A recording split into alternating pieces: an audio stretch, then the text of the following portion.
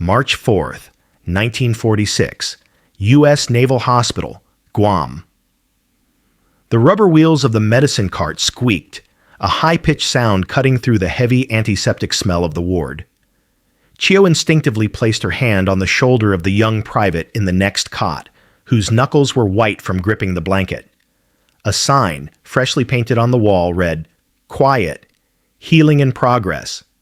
A U.S. Navy corpsman, broad-shouldered and impossibly tall, stopped by the private's bed, holding a small paper cup and 2 tablets. The private flinched, bracing for the perceived cruelty. "It is only medicine," Chio said softly in Japanese, her voice calm. "Take it." The corpsman nodded to Chio, his movements practiced and gentle as he checked the private's dressing. A stark, sterile white bandage. "He'll be all right, ma'am." Her journey to this moment, to understand that sterile meant safe, had been unimaginable. We invite you to follow this story of profound change and perhaps share which detail from your own history resonates most.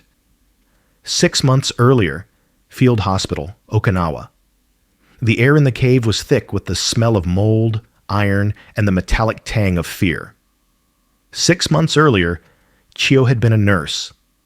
Now, she was a survivor pressed against the damp limestone of Okinawa, her world reduced to this final, failing task.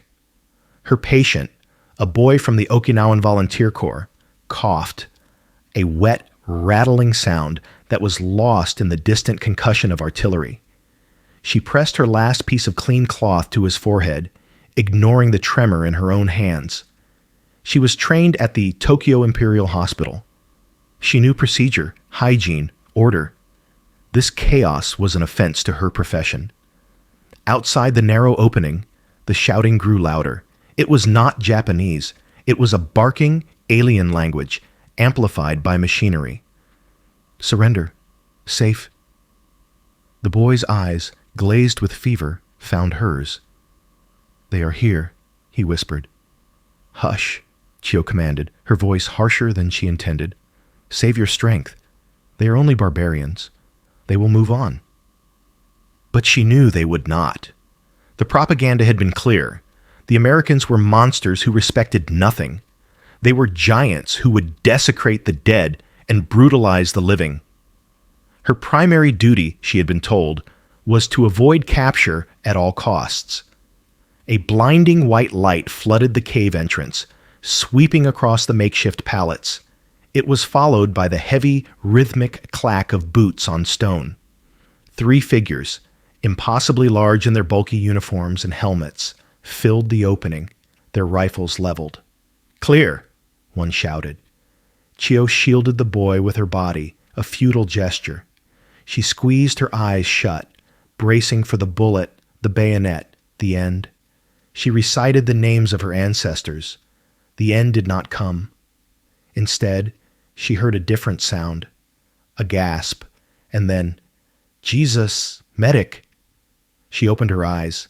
The soldier with the rifle had lowered his weapon slightly. A 4th man pushed past him, this one marked with a red cross on his helmet. He knelt, his eyes sweeping from the dying boy to Chio. His gaze stopped on her hands. They were caked in grime, but he could still see the trimmed nails, the way she held the cloth, the practiced efficiency that separated her from the other civilians huddled in the back. He ignored the boy. He was too far gone, and looked directly at Chio. He pointed a gloved finger, first at the red cross on his own helmet, then at her. "Nurse?" he asked. The single word hung in the damp air, a bizarre moment of professional recognition in the middle of slaughter. Chio stared, uncomprehending. He was not supposed to see her.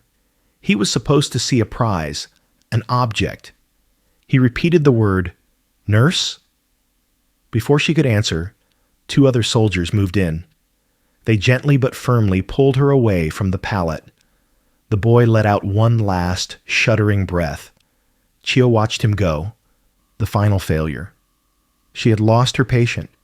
She had lost her island. She had lost her honor. She was marched out into the blinding, smoke-filled daylight. The world was a churning mass of olive-drab vehicles and men. She was searched, quickly and impersonally, by a female soldier.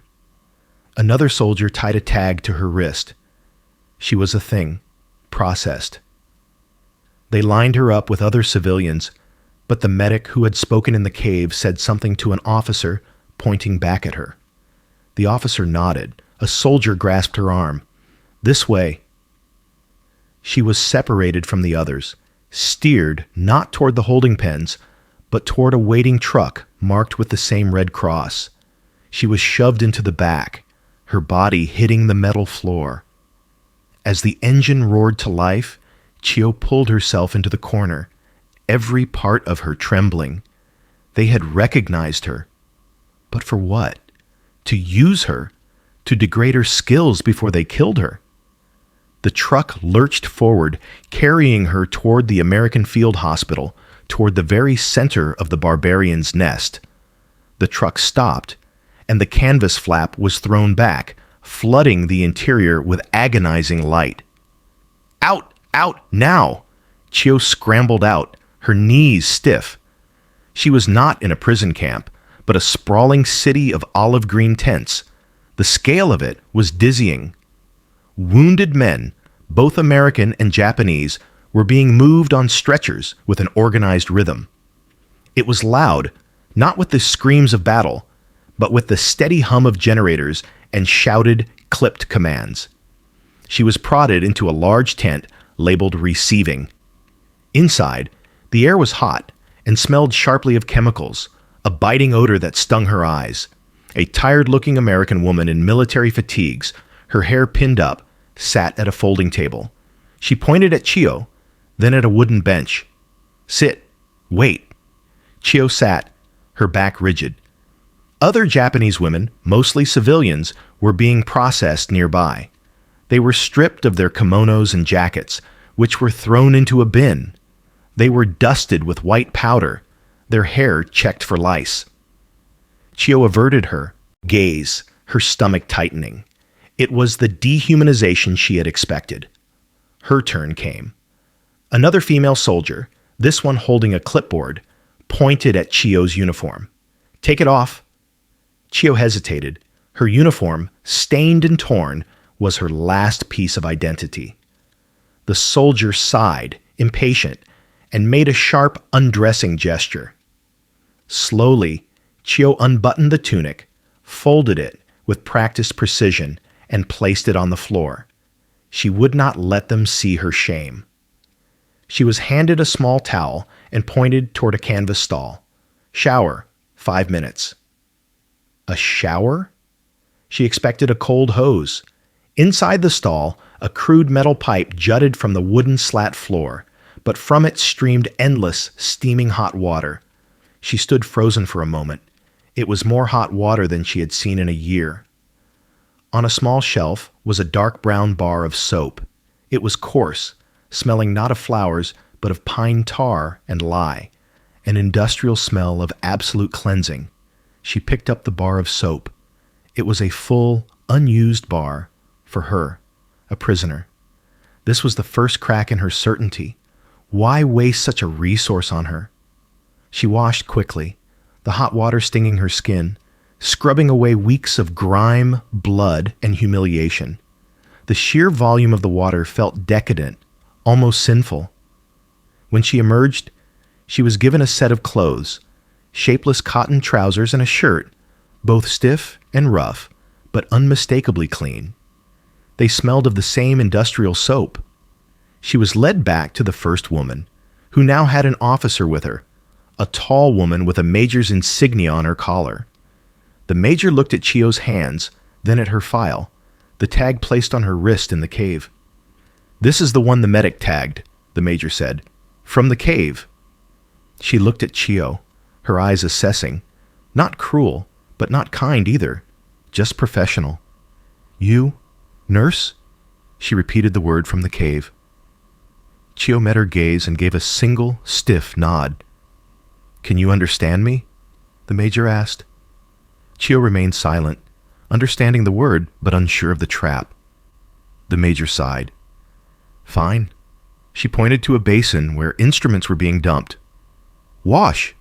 Then she pointed to a stack of linens. Fold. It was a test. Chio looked at the chaotic pile of bloody shears and forceps. It was a mess, disorganized, just as she'd thought. The major watched her. Chio picked up the first instrument, her movements economical. She would show this barbarian woman what real Japanese discipline looked like.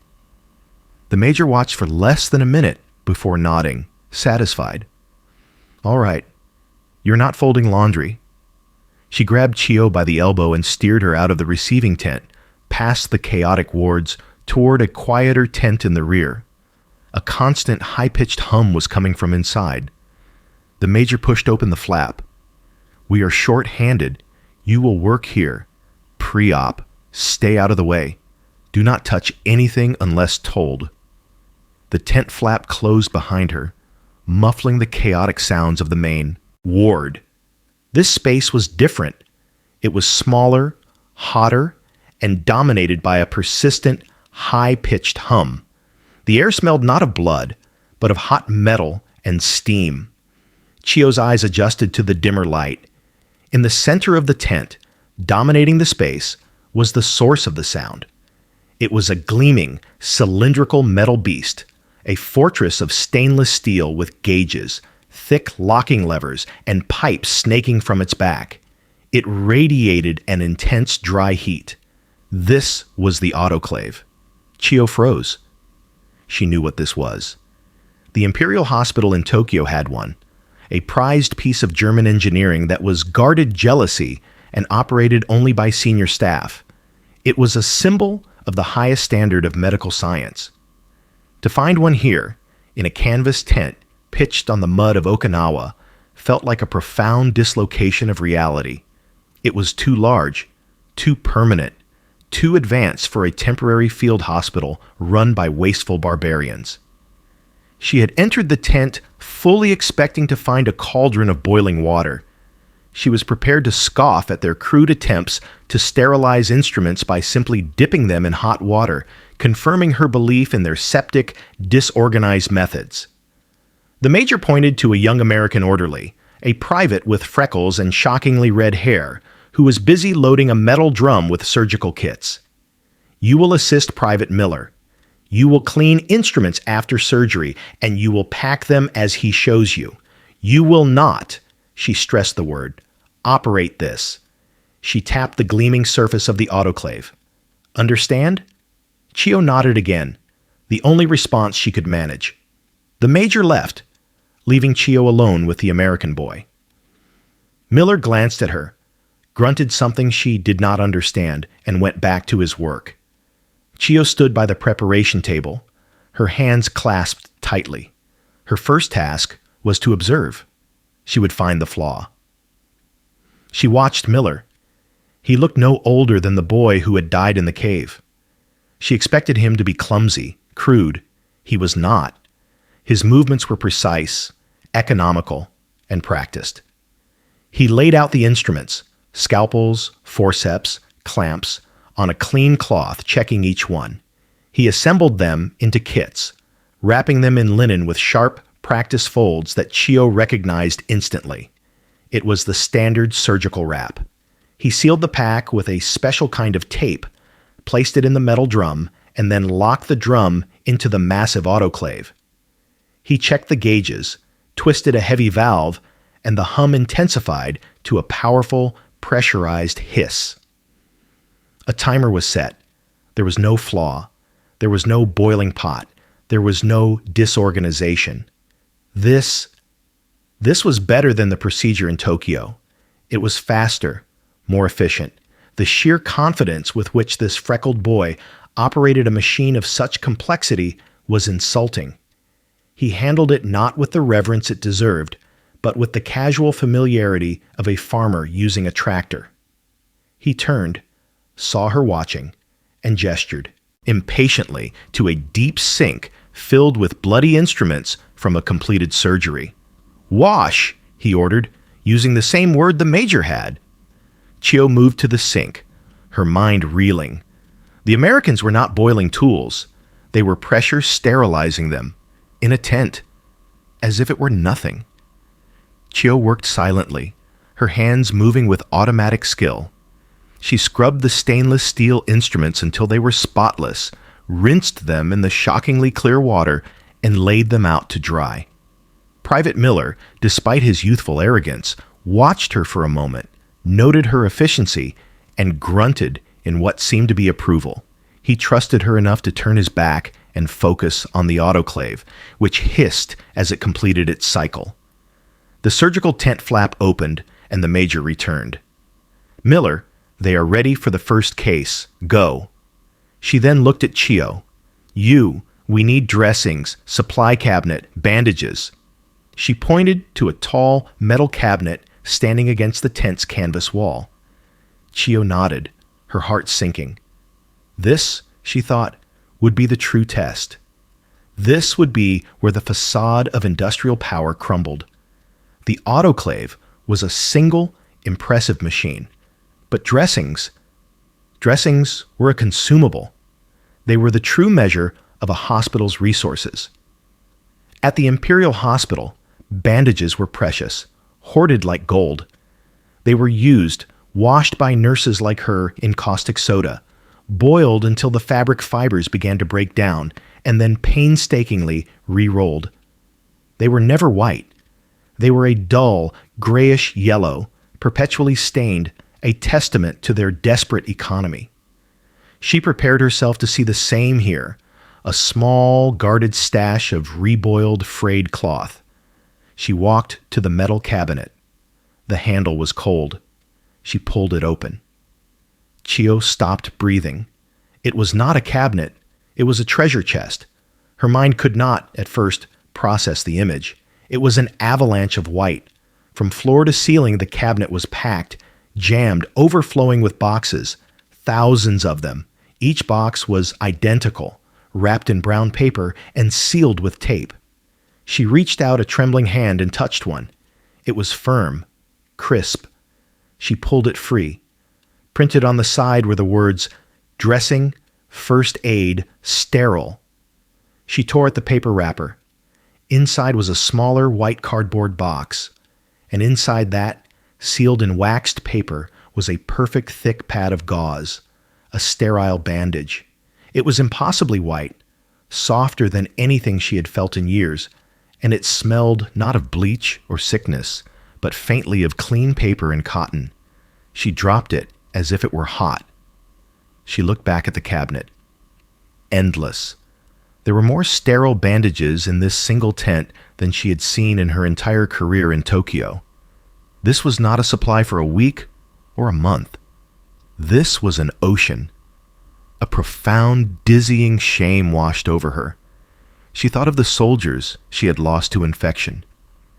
She thought of her fellow nurses, their hands raw from scrubbing bloody rags, trying to salvage one more use. They had been fighting a war of bamboo spears against this.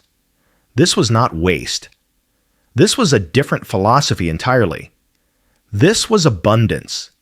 This was a power that could afford to throw away a perfectly good bandage after one use, simply because hygiene demanded it. The major, noticing her stillness, walked over. Problem? Chio quickly shook her head, grabbing several of the sealed boxes. She bowed low, a gesture of instinctual deference that she immediately regretted. "Just get them to the table," the major said, her voice softening just a fraction. "We have work to do." Chio turned, clutching the boxes. The hum of the autoclave started up again, a steady, industrial rhythm. It was the sound of a power she had never known existed. Chio's new role was simple. She was to stand by the wall of the operating tent, anticipate the surgeon's needs, and pass sterile instruments or fresh dressings to the surgical nurse. She was not allowed to touch the patient. She was, essentially, a living tool stand. This suited her. It allowed her to observe. The first major case was a young Marine brought in with a severe shrapnel wound to his right forearm. The flesh was torn, the muscle exposed, and the bone was visible. Chiyo looked at the injury with a practiced eye.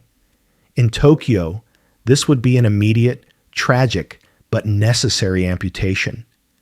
To hesitate would be to invite gangrene, a death sentence. She prepared herself for the brutality. The propaganda films had shown this. American surgeons portrayed as crude butchers, hacking limbs with terrifying speed. She located the bone saw on the instrument table, her stomach tightening. The surgeon, a captain whose mask covered everything but his tired blue eyes, examined the arm. He irrigated the wound, flushing it with liters of saline solution. Another shocking expense. Chiyo watched his hands. They were large, but his touch was surprisingly delicate as he probed the wound. He spent several minutes assessing the damage, consulting with the anesthetist. Chiyo waited for the inevitable order for the saw. It never came. "All right," the surgeon said, his voice muffled by the mask. "Let's save it. Give me the debridement kit." Chiyo's mind went blank. Save it? It was madness. It was impossible. He was choosing a long, complicated, infection-prone procedure over a fast, life-saving amputation. For the next 2 hours, Chiyo stood frozen, watching the enemy work. The surgeon was meticulous. He was an artist. With tiny forceps and sharp scalpels, he painstakingly removed dead tissue, metal fragments, and dirt piece by piece. He worked with a quiet, intense focus that Chiyo recognized. It was the focus of a master. And the resources they expended. The surgical nurse would daub at the bleeding, and as soon as a sterile bandage was stained, she would toss it into a bucket and gesture to Chiyo. "Gauze!" Chiyo would open another sealed, perfect white package and hand it over. They used 10, then 20, then 50. They used more sterile bandages in this single 2-hour operation than a Japanese field hospital would see in a month. They were using them simply to blot. The surgeon then began the repair, stitching torn muscle, realigning tendons. His hands never faltered. Through the canvas wall, Chiyo could hear the steady, rhythmic hiss and hum of the autoclave as Private Miller ran another cycle, preparing more instruments for the next impossible surgery. The sound was no longer just a hum. It was the heartbeat of this place. It was the sound of relentless, industrial preservation. Finally, the surgeon finished, wrapping the arm in a thick, clean dressing. "He will keep the arm," he said, stepping back. "Penicillin every 4 hours." He stripped off his gloves, nodded to the nurse, and walked out, rubbing his neck. He had not even looked at Chiyo. She let out a breath she did not realize she was holding. Her legs ached from standing. The Americans were not butchers. They were not crude. They were, she admitted with a sickening lurch of her worldview, extraordinarily skilled. And they possessed the tools and the medicine to use that skill. They valued a single limb enough to expend a fortune in resources to save it. Her propaganda-fueled image of the enemy was dissolving, replaced by a confusing, undeniable respect. For 3 days, Chiyo's world stabilized into a routine defined by the hiss of the autoclave and the endless supply of white linen. She cleaned, she packed, she observed. Her respect for the American procedures grew, but it was a detached, academic respect. It had not yet been truly tested. That test arrived on a stretcher, a young Japanese private, captured near Shuri, his leg torn open by shrapnel. He was feverish, delirious, and radiating a terror that Chiyo recognized instantly. It was the terror she herself had felt in the cave. The major, seeing Chiyo's efficient work, had begun to trust her with minor tasks. "Chiyo," she said, pointing to the new arrival after his initial surgery. "His dressing needs to be changed. You do it. Use the standard issue." It was a significant promotion. Chiyo prepared a stainless steel tray, scissors, forceps, a kidney basin, and 2 packages of the factory-sealed sterile bandages. She felt a flicker of connection, of duty. Here was one of her own people. She could finally use this American abundance to help him. She approached the cot. She spoke softly in Japanese, telling him she was a nurse and was there to help. The private's eyes snapped open. They were wild with fever and propaganda. He stared at her, not as a compatriot, but as a phantom. He saw her clean, American-issued uniform. He saw the tray of gleaming instruments. He shrieked, a high-pitched, terrified sound. In a torrent of Japanese, he called her a traitor. He scrambled backward on the cot, his hand lashing out. He struck the tray, sending the metal instruments clattering violently across the wooden floor. The scissors skittered to a stop near the canvas wall. "No! Don't!" he yelled, pointing a shaking finger at the items she had dropped. He was staring at the small white box. He screamed that it was poison, that the bandages were poisoned by the devils to kill them all. Chio froze. Every nurse in the ward turned to look. The soldier's terror was primal. He was reciting the exact warnings they had all been given, that the Americans would use poison medicine. That capture meant a slow, agonizing death by injection or tainted food. He was seeing his deepest fears realized through her. Her first instinct was to placate him, to agree, to soothe his fear by confirming it. But as she looked at his leg, at the angry red edges of the wound, the first signs of dangerous infection, she knew his fear was wrong. His fear would kill him. She looked at the clatter on the floor. She looked at his terrified eyes. Then slowly, she straightened up. She did not pick up the fallen items. They were contaminated. Instead, she turned, walked back to the metal supply cabinet, and took one new box of sterile bandages. She walked back to him. He was breathing heavily, bracing for an attack. She held the box in front of his face, so close he could read the English print. Her hands were steady. She spoke in Japanese, her voice low and even, cutting through his delirious muttering. She told him that she had seen how they made it. Then, with a deliberate, sharp tear, she broke the paper seal.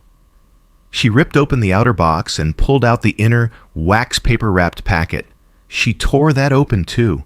The sound was crisp, clean. She unfolded the thick, white, perfect gauze. "It is clean," she said again, firmly, in her own language. It was the first time she had defended them. The words felt like stones in her mouth, a betrayal of her emperor, her home. But as a nurse, she knew them to be true. The hum of the autoclave from the next tent felt like a confirmation. The soldier stared, his shouts dying in his throat. He was stunned, not by her words, but by the absolute certainty of her action. He did not believe her. The hatred in his eyes was replaced by a cold, burning suspicion. But his body was exhausted. He had no more fight. He watched her, his jaw clenched, as she knelt. He did not flinch when she began to clean the wound. He had submitted, but this was not a surrender. It was a new, silent battle. Chio's clinical duties had expanded, but her status had not. She was still a prisoner, and she ate only after the American staff and ambulatory patients had finished. One evening, after a long shift watching the steady, hypnotic rhythm of the autoclave, she was released to the mess hall. The tent was vast, noisy, and smelled of hot grease, boiled coffee, and a thick, sweet smell she later identified as stewed peaches. A line of Japanese prisoners and local Okinawan workers shuffled along, receiving scoops of food onto metal trays. The abundance was still, jarring. A thick slice of white bread, a ladle of beef stew, a mound of boiled potatoes.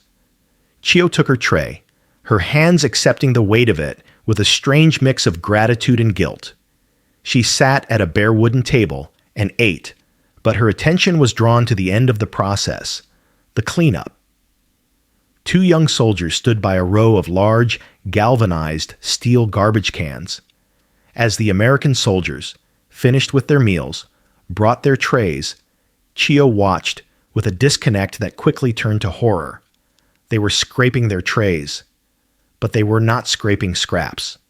One soldier dumped a nearly whole slice of white bread into the can. Another scraped off a spoonful of untouched potatoes. A third tossed a half-eaten apple.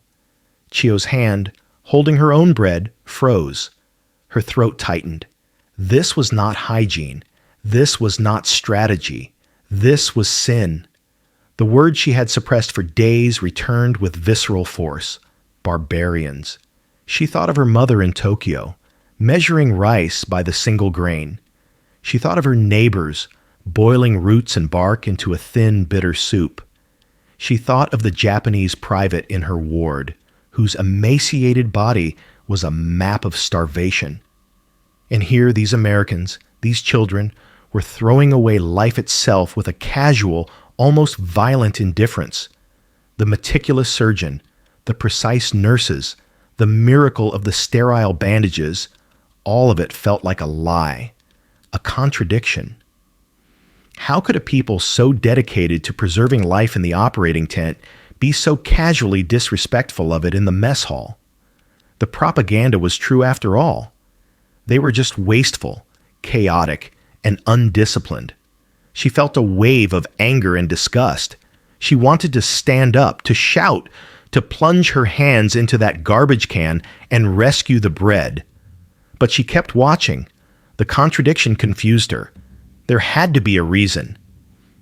After the trays were scraped, they were moved to the next station. And there, Chio found the other half of the equation.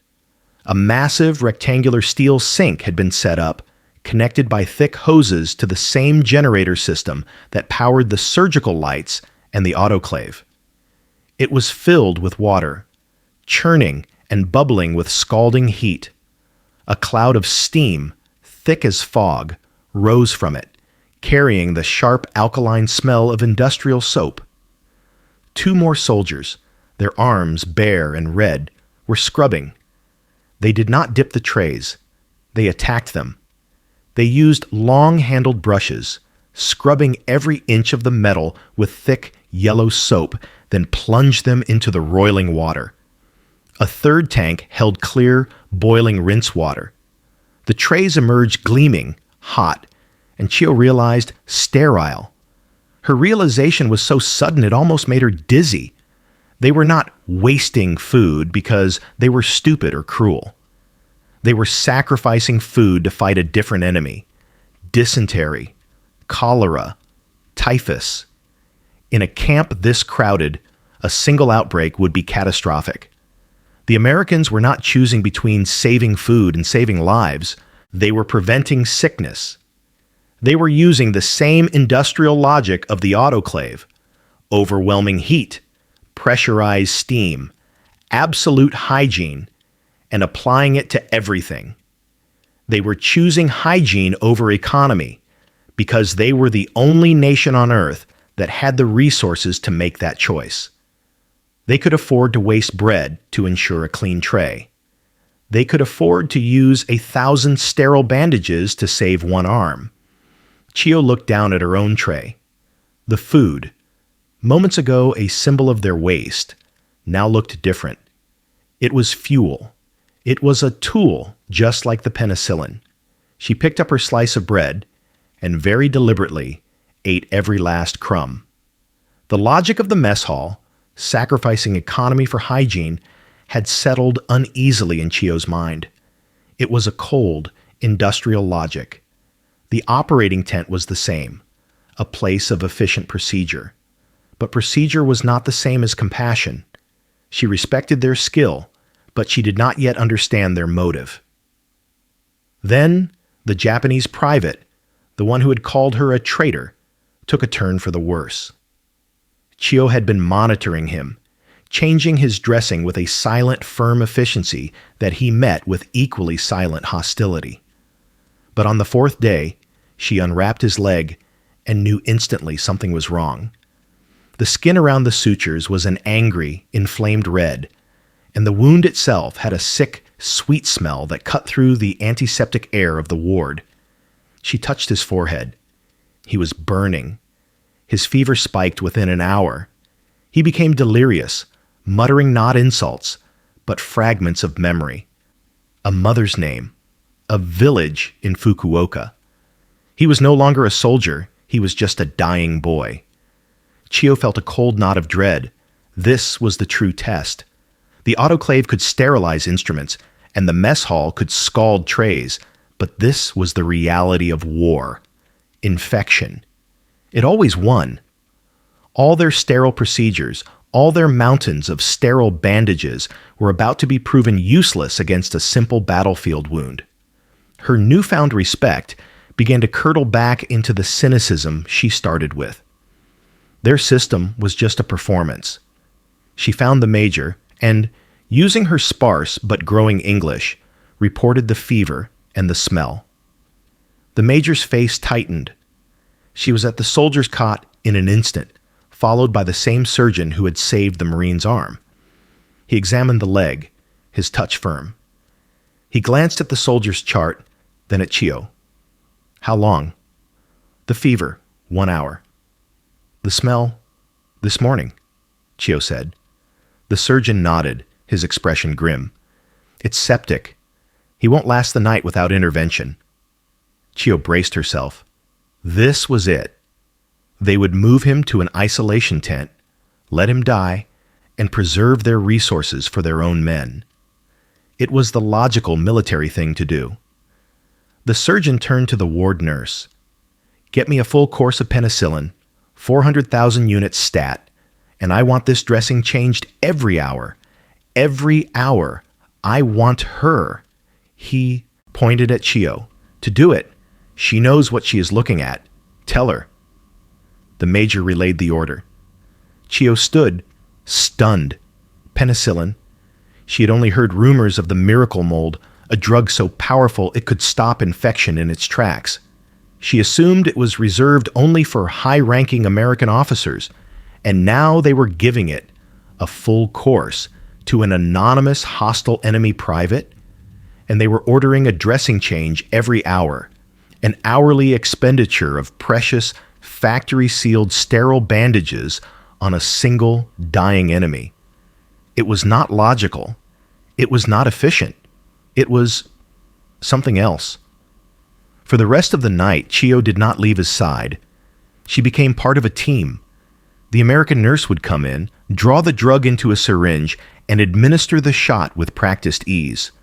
Then, Chio would take over.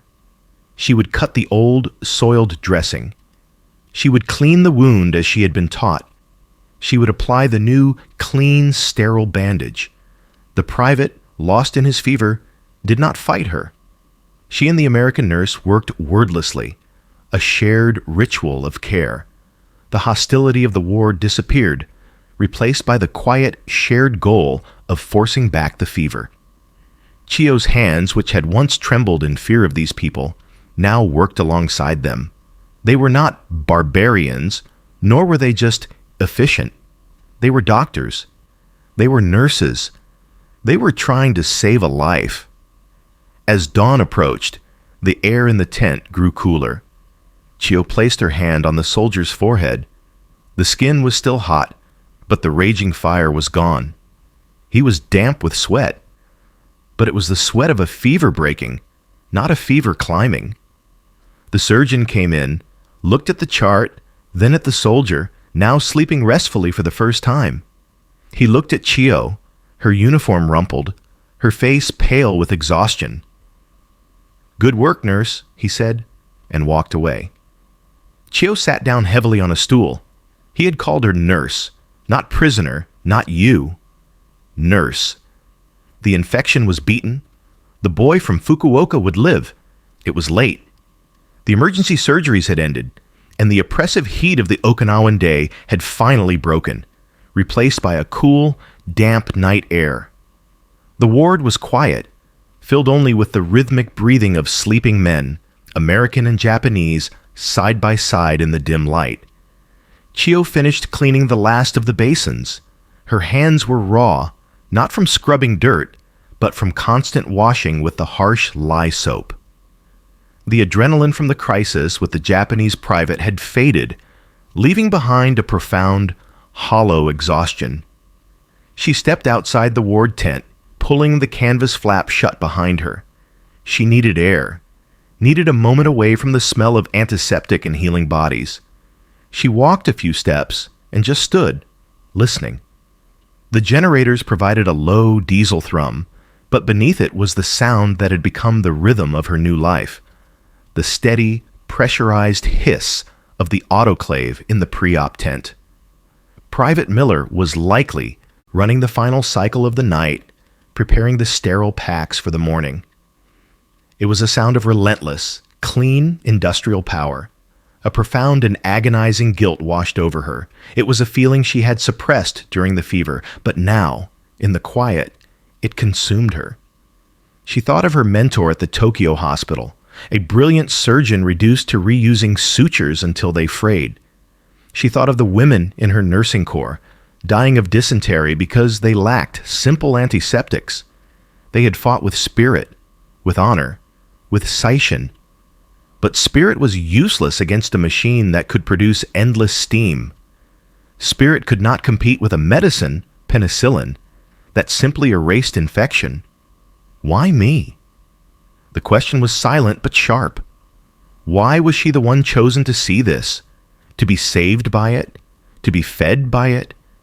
She was a prisoner, an enemy, yet she was participating in a medical miracle while her own people had perished in filth, believing these very Americans were monsters. The food in her stomach felt like a betrayal. The clean, rough uniform on her skin felt like a traitor's shroud. This soft power, this overwhelming casual abundance felt like a heavy weight, a truth she could never explain to those who were gone. A shadow moved, and Chio tensed, her hand instinctively going to her pocket. It was the major, the chief nurse. She was holding 2 steaming metal mugs. She had been standing in the shadow of the supply tent, watching. Chio straightened, her spine rigid, preparing for an order or a reprimand. The major simply walked over and held out one of the mugs. Chio stared at it. It was coffee. She could smell the dark, bitter, roasted scent. It was the smell of the American staff, a luxury she had not even considered. She did not move to take it. "Take it," the major said. Her voice was not kind exactly. It was tired, flat, professional. "You have been on your feet for 30 hours. Slowly, Chio reached out and took the hot mug. The heat soaked into her cold hands, a sudden grounding shock of warmth. The major took a sip from her own mug. "The surgeon was right. You know what you were looking at." She paused, looking toward the pre-op tent, where the autoclave hissed. "You saved that boy's life. Good work, Chio." Chio's breath hitched. It was the first time her work had been explicitly praised. It was not a compliment from an enemy. It was a statement of fact from one professional to another. The major did not care about her nation, her emperor, or her ideology. She cared that the ward was clean, that the fever broke, that the work was done correctly. Chio looked down at the dark liquid in her cup. She raised it and took a small, hesitant sip. It was brutally strong, bitter, and hot. She looked at the major, her body instinctively prepared to bow, the deep, subservient gesture of gratitude and hierarchy. But she stopped herself. Bowing was for the person she had been. Instead, she raised her chin just slightly and gave a short, firm nod, an acknowledgement, an acceptance. The major nodded back, finished her coffee, and placed the empty mug on a crate. "Get some sleep. We start again at 600. Chio remained alone in the dark, clutching the warm mug. The steady, familiar hum of the autoclave finished its cycle, clicking into silence. The night felt different now. The guilt was still there, but it was no longer the only thing. There was also the warmth in her hands, March 4th, 1946, U.S. Naval Hospital, Guam.